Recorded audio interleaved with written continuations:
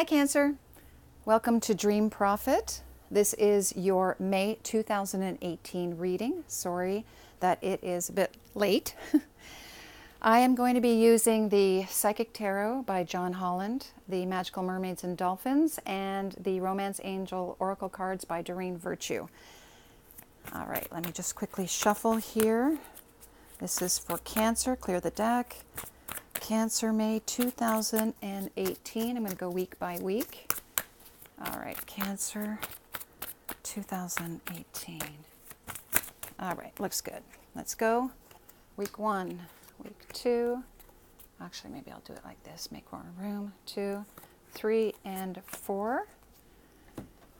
Again, Cancer, May 2018. Oh, card just fell out. That was worthiness. Know that you deserve to receive good in all ways. I'm not going to add that as a clarifier, but just to let you know that that came up.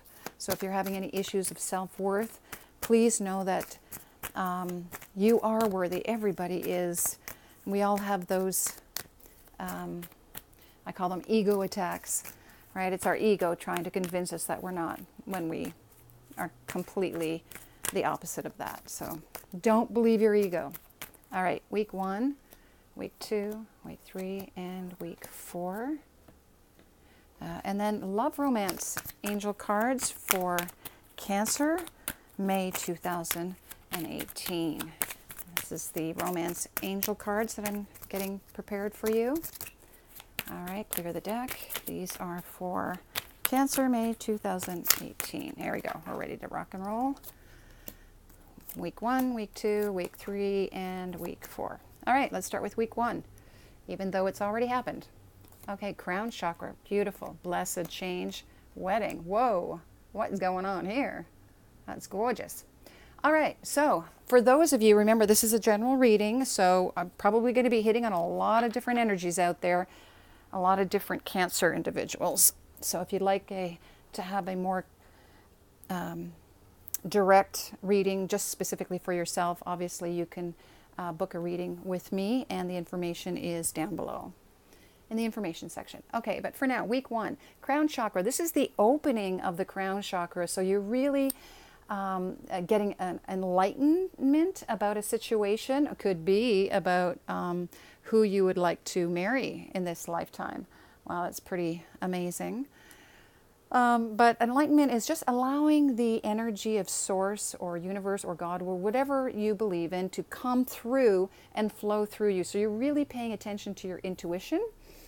This is bringing about, because you're in the flow, I call that the flow too, you're receiving some changes. And this is a major life change that brings you great blessings. So in May, something occurred. And this, you know, this can also be seen as kind of like the Tower card, where you're turned upside down. Something in your life really shakes you up, knocks you over onto your head. But look at it, comes from a beautiful, I mean, it may seem a bit scary. I mean, you're kind of laughing here. So even though it knocks you off your feet, I mean, it's a wonderful, wonderful thing this is happening. This is meant to happen. This change comes from high above, and it's blessed. All right, so you don't even have to fear this big, huge change in your life. And the interesting thing is, when I see this situation involves marriage, okay, this can mean many things. It could, because marriages are also all about contracts. So maybe the change was about a contract change. Could be a change in your job that is a blessing in disguise. Or it could be that there's a big change for those of you who are actually getting married this week. There's a big change in your life, and you're marrying the person that you want to be with for the rest of your life. And this is blessed. This comes directly from a source. So this is meant to be. It's fated. It's actually quite beautiful. All right, second week. Beautiful. Root chakra. Let yourself receive. And then pay attention to the red flags. All right. So this is number 1. The root chakra is all about really being grounded, feeling safe and secure in who you are, knowing exactly what you want in your life and moving forward. It's a really good thing that this root chakra is open and expanded. And not only that, you're also receiving the card, let yourself receive. Allow others to give you loving care. Receive without guilt or apologies. So it's saying, whatever has come, be open to it. And I really do believe you are, because you're grounded. You really are a grounded person. And so now you have to allow yourself to receive whatever's coming to you. Now this card, right side up, pay attention to the red flags. The signs are cautioning you. And when I see cautioning you, it's kind of like if there are signs out there that would tell you, like sort of give you a warning, you should heed that. But it's upside down. So I want to say that the signs you're receiving now are very positive cards. So notice, or positive signs. So notice things around you. What is repeating? What signs speak to you? Because the universe is trying to give you information at all times. And especially when I see let yourself receive, it's like let it come in. What is this message? Pay attention to it. It is grounded and rooted for you. So it's, I believe these are really positive messages coming in for you. Okay, so now you have solitude, self-forgiveness, and free yourself. This is the third week of May. Anytime I see solitude, this is about spending some time alone, reflecting, going within. Lock yourself up in that little tower. It could be your home, your apartment. And this is a number 9, which is good because it means that you're not going to be here for long, but it's, usually a 9 is completion before you get to the 10 and then starting over again. But you really need to take some time for yourself. A big change did happen in your life, so now you need that time to integrate this change. Also with the book open, I like to see this as journal. Take some time to journal your thoughts. What are you getting? What messages are you receiving? Write them down. If you're a writer, get to writing that book. Maybe that's why you're supposed to be holed in and spending some time alone, is to write that book that you've always wanted to write. But I feel like this is all about you. Whatever change that did occur for you is really making you think more about what it is that you desire. And I believe it's affected you as well, because I see the self-forgiveness. Let go of old guilt and remember that you're God's perfect child. Well, it's interesting that's perfect. Yeah, we're imperfectly perfect. So, trying to reach perfection is really unachievable, so don't even bother to try that. But what this is really saying is, just because something happens in your life, a big change happens in your life, this isn't a reflection on your, if it was a job, it's not a poor reflection on how you did the job. If it was a relationship, it's not a poor reflection on how you were in this relationship.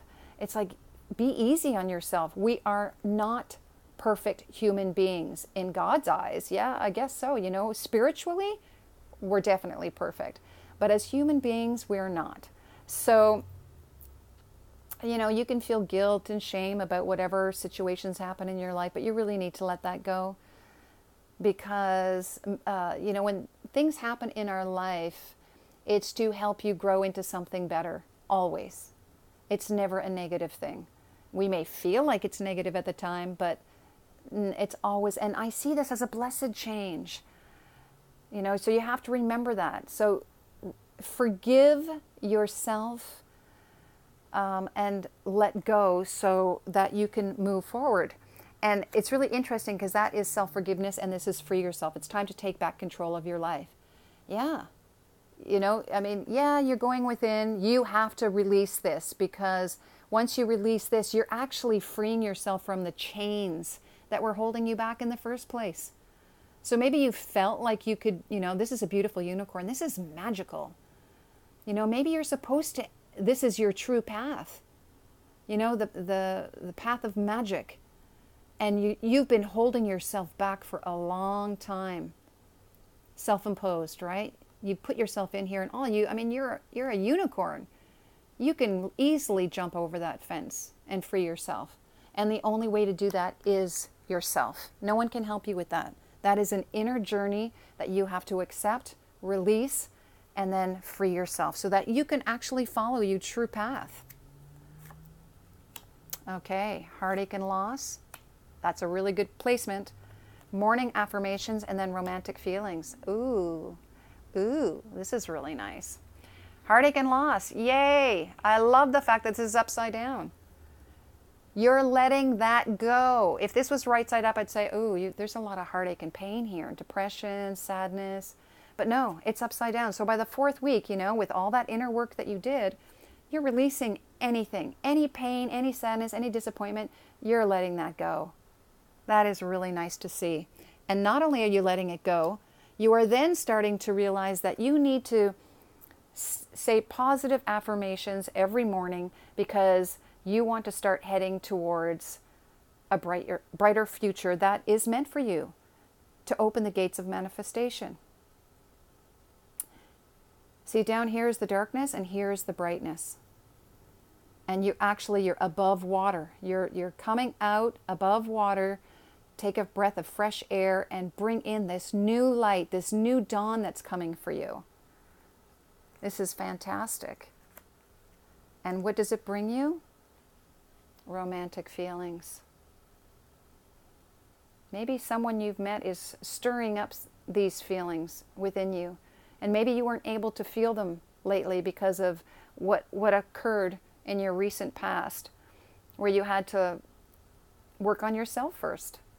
And by the end of May, you're starting to realize that you can be open to new feelings and new love. This is quite beautiful. This is kind of like the beginning of showing your feelings towards somebody else. It's beautiful. I think there's a really beautiful May. Changes, allowing yourself to receive, working on yourself, letting the pain go, and then opening your heart for something new. It's beautiful. There you go, Cancer. Enjoy your May, and we'll see you in June.